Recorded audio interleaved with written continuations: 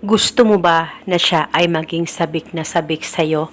Lalong-lalo na nararamdaman mo na siya ay hindi na sabik na makita at makausap ka kahit sa cellphone man lang, lalong-lalo na kung LDR kayong dalawa. Kaya gusto mo na manumbalik ang sweetness at pananabik ng partner mo sa iyo. Kaya ngayon, itong ritual na ibabahagi ko sa inyo ay napaka-epektibo basta dapat buo ang loob at tiwala mo sa mga ganitong pamamaraan. Pwede mo ito gawin sa kahit na anong araw o oras na gusto mo.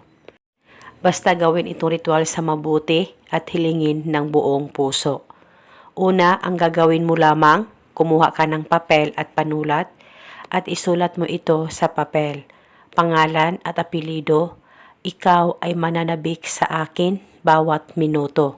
Isulat mo lamang ito ng 3 beses.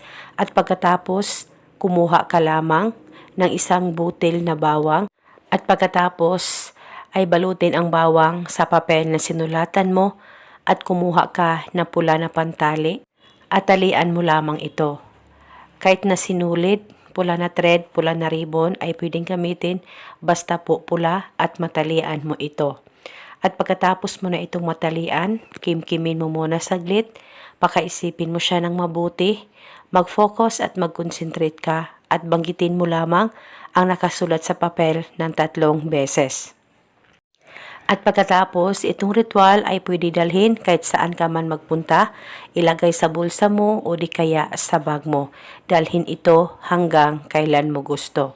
At sakaling ikaw ay matutulog, kung gusto mo itong ilagay sa ilalim ng unan mo, ay pwedeng-pwede po para mas lalong mananabik ang partner mo sa iyo. Basta tiwala lang, huwag kalimutang palaging magdasal at manalangin. At pwede mo banggitin paminsan-minsan ang nakasulat sa papel kung may time po kayo. At eto muna sa ngayon, maraming salamat po sa panunood. May God bless us all.